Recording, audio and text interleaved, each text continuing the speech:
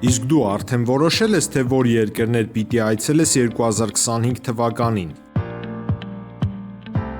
Եթե դու էլ ես հոգնել օրեր շարունակ հարցումների անպատասխան մնալուց, դիմիր Travel with N տուրիստական գործակալություն, սպասեցնել չեն տա, անմիջապես կստանաս լավագույն առաջարկները, տուրփաթեթներ, ավիատոմսեր, հյուրանոցների լայն ընտրանի, էքսկուրսիաներ, սոցփաթեթի սպասարկում եւ ամենակարևորը՝ 24/7 ձևաչափով բարեհամբույր սպասարկում։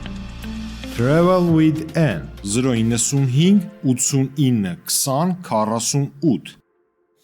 Բարև ձեզ հարգելի հեռուստատեղներ, մենք շարունակում ենք կարևորագույն թեմաների քննարկումները, այս բան ես դրություն միջազգայնագետ Գրիգոր Բալասանյանն է, շնորհակալ եմ պարոն Բալասանյան մեր հրավերն ընդունելու համար։ Վերջին մի քանի օրերին միջազգային մամուլը ակտիվորեն քննարկում է Ռուսաստանի տարածքում տեղի ունեցած այդ հատուկ գործողությունը,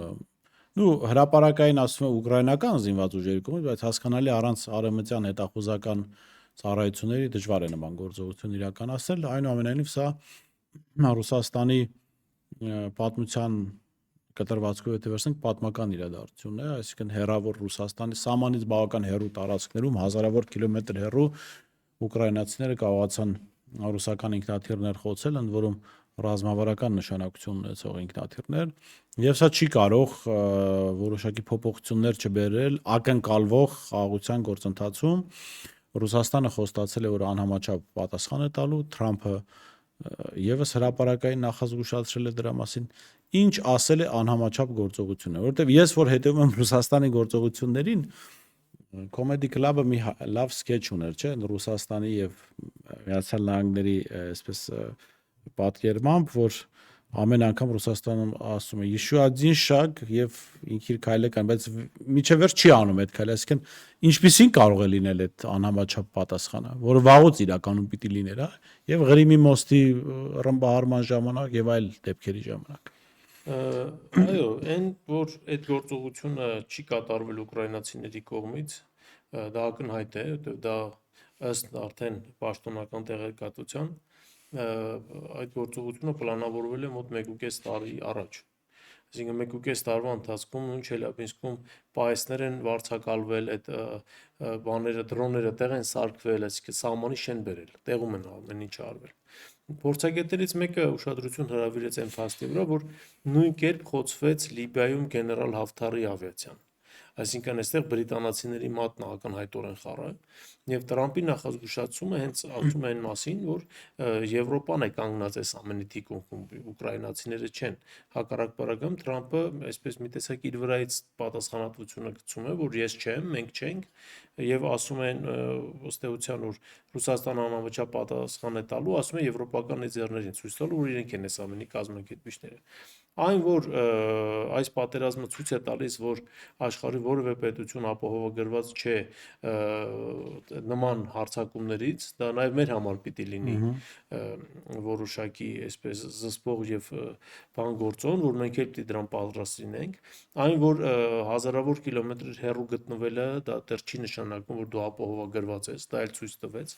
այս ամեն ինչը։ Ինչպեսին կլինի անհամաչափ տարածությունը այլևս խոչընդոտ չէ, վաղուց 21-րդ դարի, այո, այս պատի 5-րդ դերնդի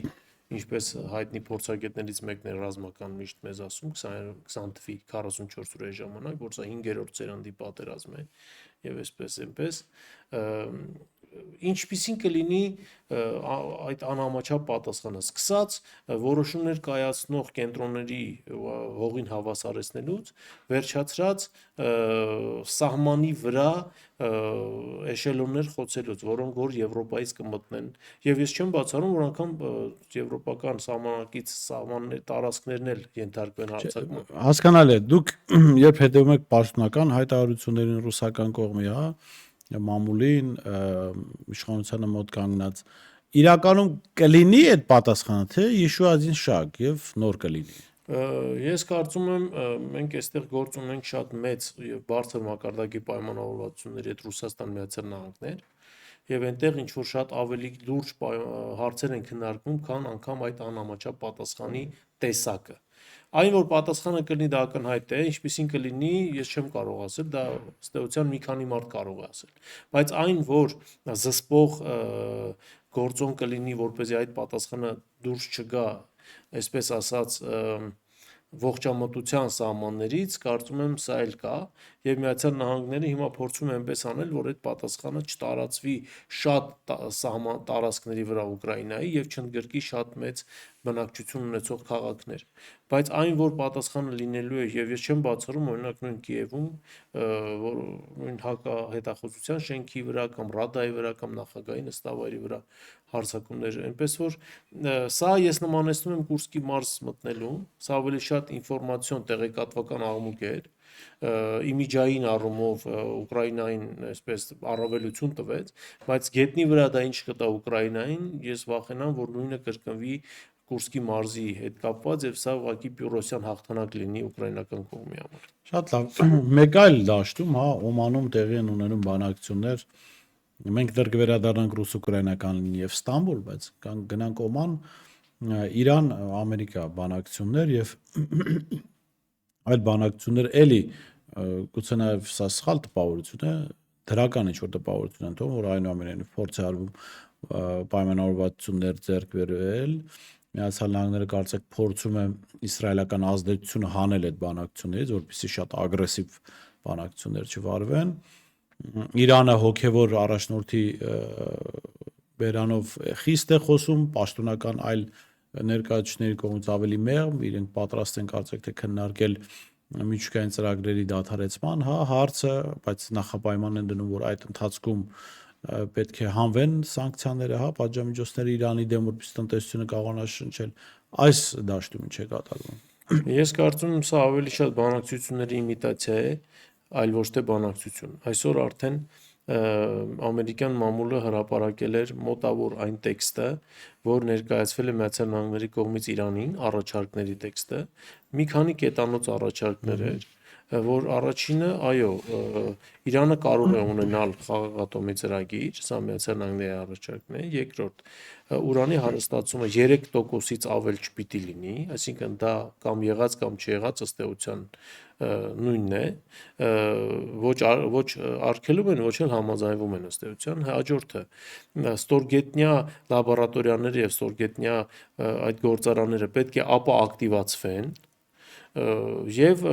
վերջի կետը սանկցիաները ձեր ասած կհանվեն, եթե Միացյալ Նահանգները եւ ՄԱԳԱՏԷ-ն վստահ լինեն, որ Իրանը կատարել է բոլոր պայմանավորվածություններն ու պարտավորությունները։ Այստեղ արդեն դա ժամանակ չի նշվում։ Դա ոչ միայն ժամանակ չի նշվում, հստակեցված էլ չի, թե դա ինչ պիտի անի Իրանը, որ նրանք համաձայնվեն եւ վստահ լինեն, որ Իրանը կատարել է։ Հետևաբար իրանական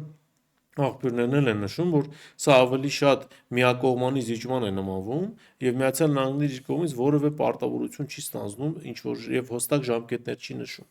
Ավելին, արդեն կատարածվում է տեղեկատվություն, որ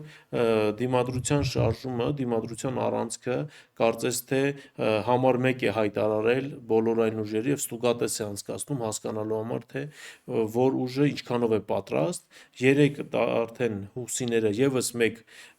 Զուլֆիգար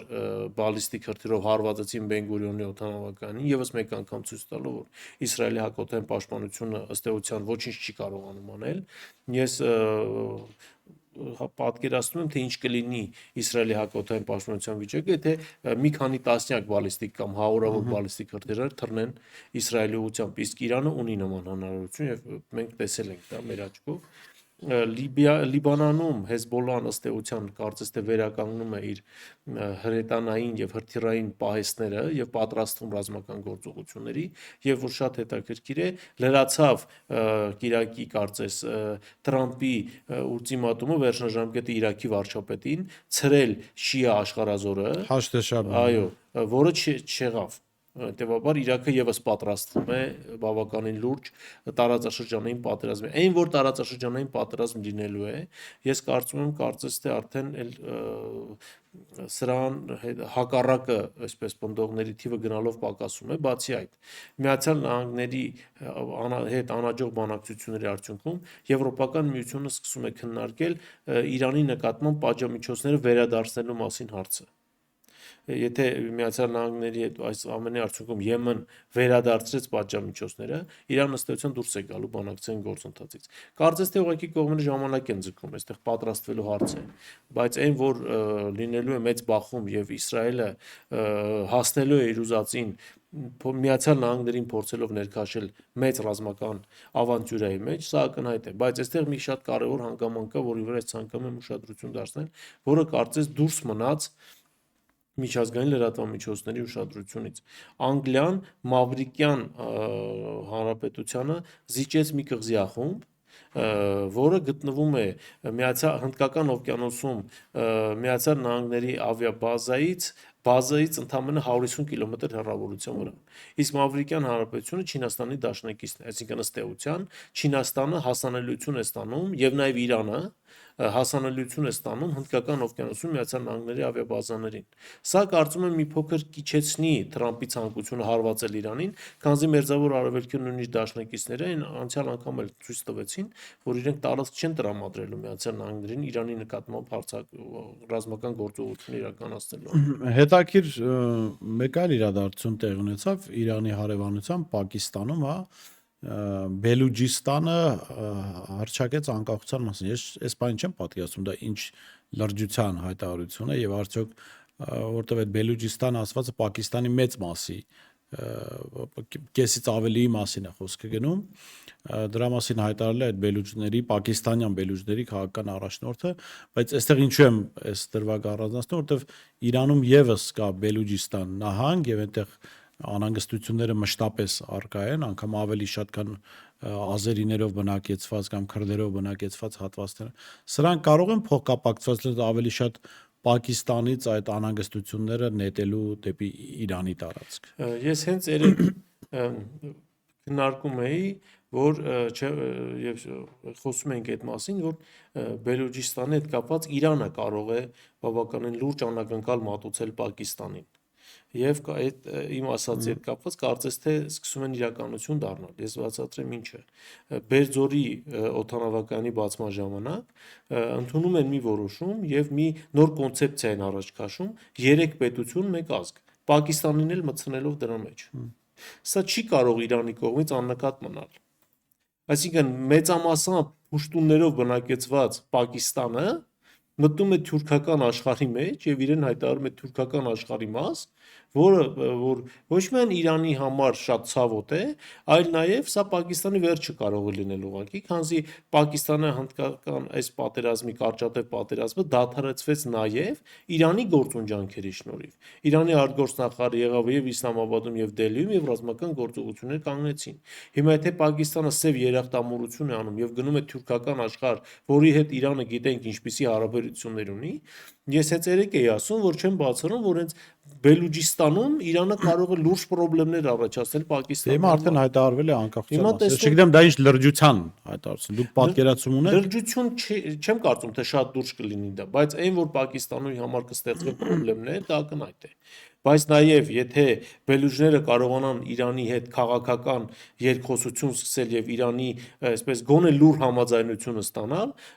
իրանական Բելուջիստանից օգնությունը կգնա։ Իսկ սա արդեն Պակիստանի համար կործանարար է։ Հիմա գումարած դրան թալիբների հետ կապված Պակիստանի կենտրոնական իշխանություններն են կարծես թե այդքան լավ հարաբերություններ չունեն։ Եվ Պակիստանը աֆղանական սահմանն ինչ որ բախումներ էին Այո, բայց դրան զուգահեռ Իրանն այսօր Աֆղանստանի հետ կարծես թե սկսում է վերականգնել իր հարաբերությունները։ Հետևաբար եւ Իրանն այնտեղ ներդրումներ է անում։ Հետևաբար Իրանը տարածաշրջանում կարող է ուղղակի Պակիստանի համար դառնալ բավականին լուրջ խնդրեմ, որի արդյունքում ոչ Ադրբեջանը, ոչ Թուրքիան չեն գալու կանգնեն Պակիստանի կողքին։ Դա ակնհայտ է։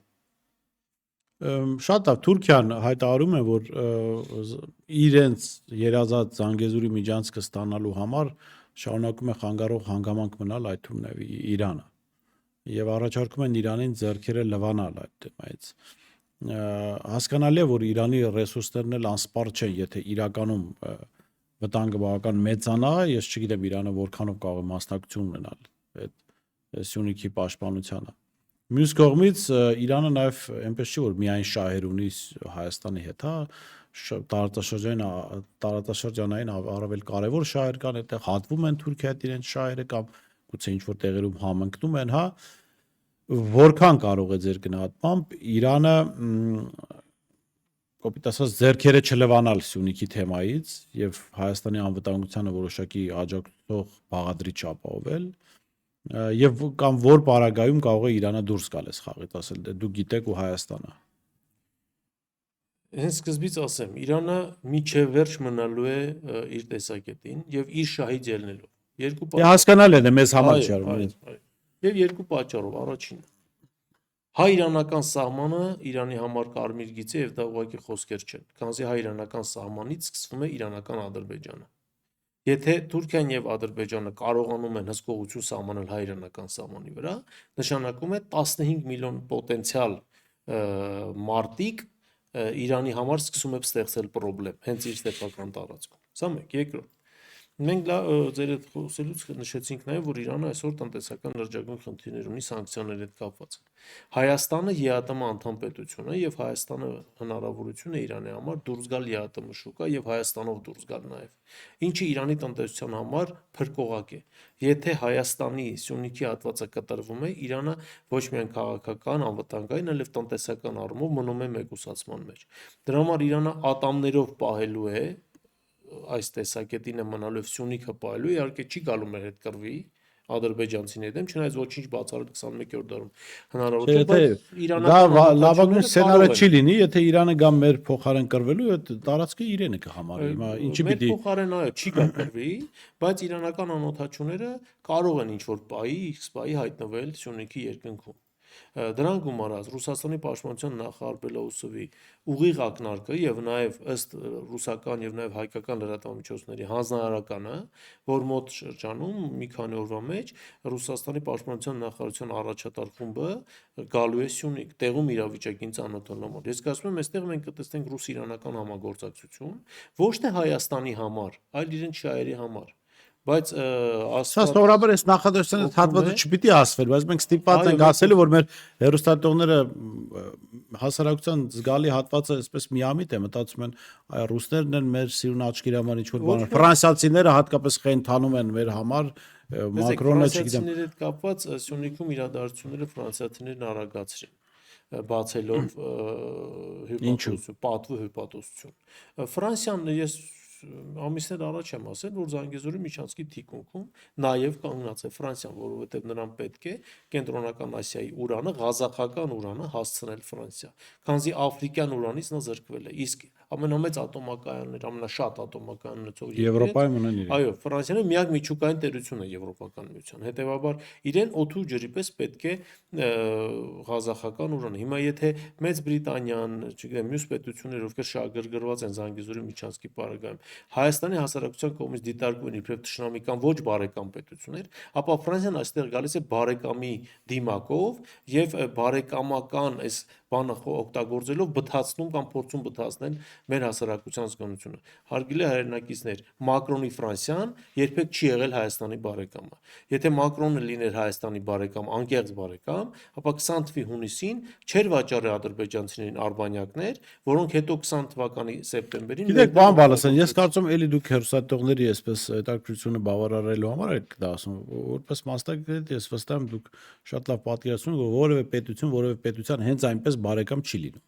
Եվ այո, պետության մասին էլ խոսելիս մենք չենք խոսում ֆրանսիացի ժողովրդի մասին, այդտեղ 100,000-ավոր նաև հայեր կան։ Քաղաքական ղեկավարության այո, քաղաքական իշխանության մասին է, որտեվ այո, հրաշալի ժողովուրդ է ֆրանսիացի ժողովուրդը, բայց այդ պետությունը ունի շահեր։ Ես ընդ որում չեմ էլ դատապարտում, անկեղծ, ես հիմա Մակրոնին չեմ դատապարտում, որ ինքը մեր այո, որ ինքը մեր Սյունիքի հաշվին ուզում է իր ատոմային էներգիայի խնդիրները լուծել։ Պետությունա ունի խնդիր, հիմա Ռուսաստանը Աֆրիկայում իրենց համար խնդիր է ստեղծել, կորցրել են այդ գաղութները, որոնք տասնամյակներով շահագործում էին։ Այնտեղ մարդիկ անկախացել են, ինչ որ վտարել են ֆրանսիացի զինվորականներին, այդ պետությունը ունի խնդիր, պիտի լուծի։ Բայց համաձայն եմ, հիմա մեր հաշվին են ուզում լուծել, լավ, մենք ուզում ենք, որ մեր հաշվին լուծեն, խնդրեմ, Ֆրանսիային մեղադրելու տեղ չկա։ Դրա համար այստեղ շատ կարևոր է, որ այո, ճիշտ դիտարկում արեցեք, որ ժողովուրդը հասկանա, որ հասարակությունը հասկանա, որ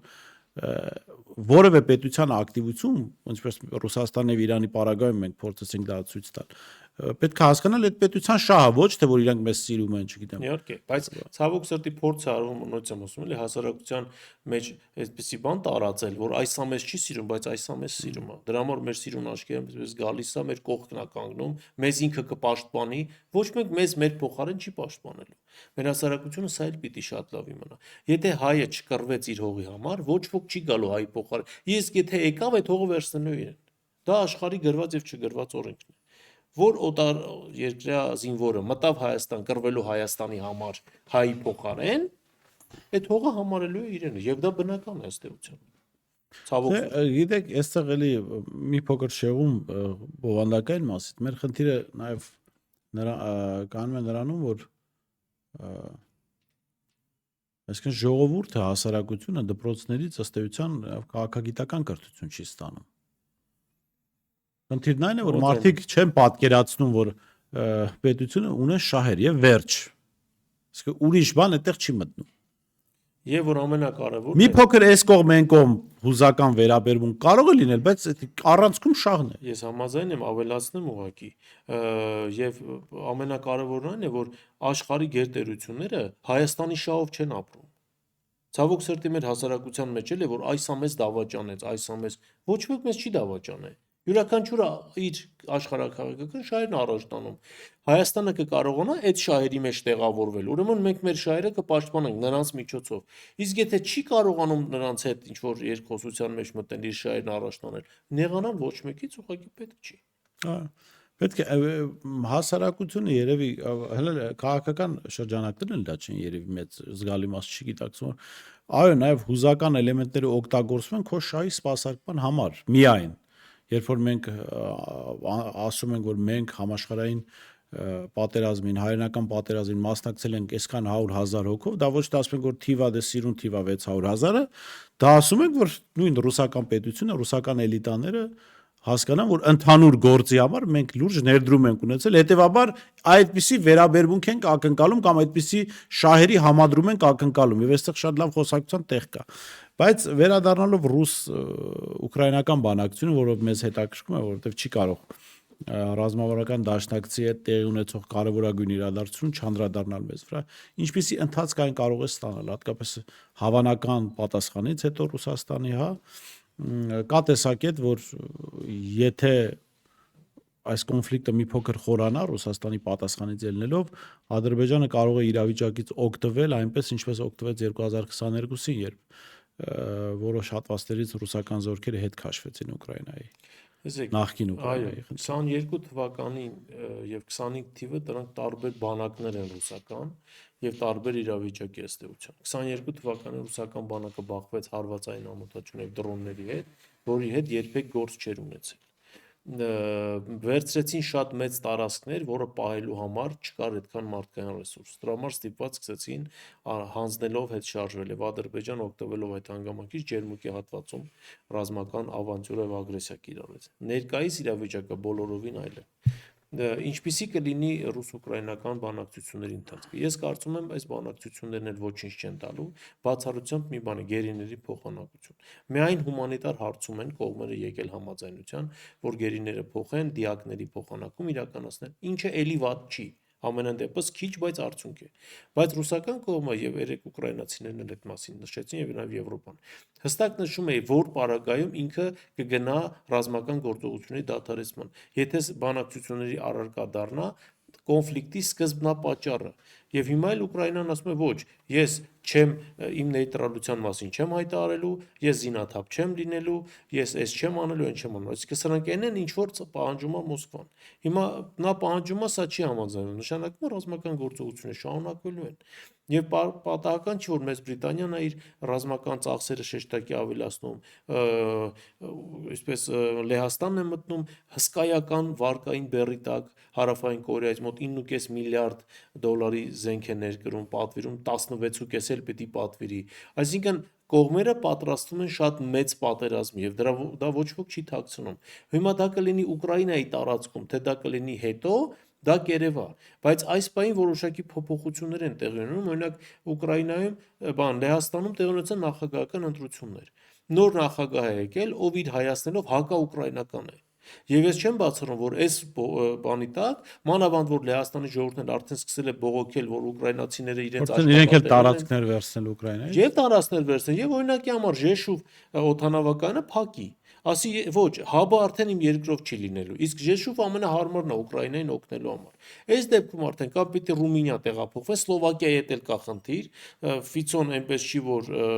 նվեր է, հա, արևմուտքի համար ինքը ունի իր պրինցիպները։ Հունգարիա Օրբանը էլի ունի իր պրինցիպները, մի մնալու է Ռումինիան, Կոստանցիա նավահանգիստը։ Կոստանցիա նավահանգստով նրանք կկարողանան այդքան օգնություն ուղարկել Ուկրաինա, սա արդեն հարց է։ Այսինքն Զելենսկու համար եղավ խնդրեմ այնտեղից, որտեղից ինքը չէր սպասում։ Լեհաստանում տեղի ունեցան նախագահական ընտրություններ։ Հետևաբար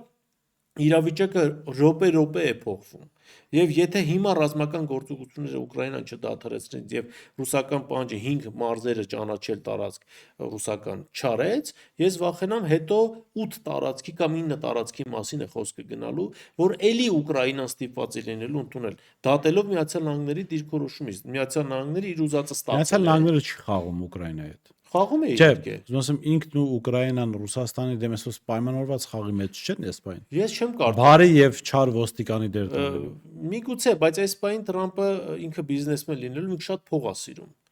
Եվ ըստ երևույթին այդ փողը իրեն խոստացվել է։